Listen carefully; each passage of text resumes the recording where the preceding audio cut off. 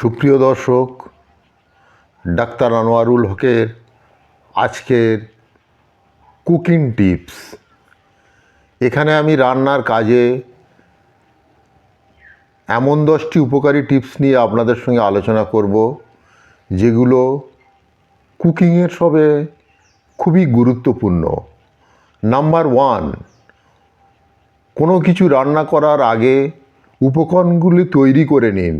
রান্না শুরু করার আগে প্রয়োজনীয় সব উপকরণ এক জায়গায় তৈরি করে নিন। এতে সময় বাঁচবে এবং রান্না আরও সহজ হয়ে যাবে। নাম্বার 2 টিপস, ছুরি ধারালো রাখুন। ধারালো ছুরি কাটা ছেঁড়ার কাজে সহজ এবং দ্রুত করে, তবে সাবধান থাকুন যেন আঙুলে আঘাত না লাগে। নাম্বার 3 টিপস, প্রাকৃতিক গন্ধ হ্রাস করুন। পেঁয়াজ, রসুন বা মাছ কাটার পর গন্ধ দূর করতে হাতে লেবুর রস মেখে কিছুক্ষণ রাখুন। নাম্বার 4, লবণের সঠিক পরিমাণ। রান্নার মাঝামাঝি সময়ে লবণ যোগ করুন এবং পরে স্বাদ বুঝে পরিমার্জন করুন। অতিরিক্ত লবণ হলে আলু বা একটি ছোট্ট ময়দার বল দিয়ে গরম করে নিতে পারেন।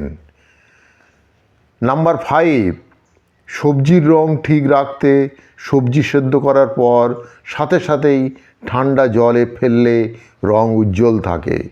নাম্বার 6, মশলা ভাজার সময় তেল থেকে মশলা আলাদা হয়ে এলে বুঝবেন সেই মশলা ভালোভাবে ভাজা হয়ে গিয়েছে।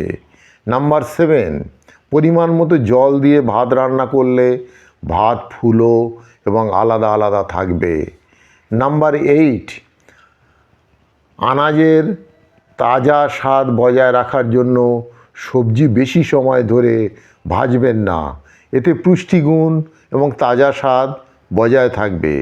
প্রোটিন রেসিপি ধৈর্য ধরে রান্না করতে হবে। মাংস বা মাছের রেসিপি ধীর আঁচে রান্না করুন।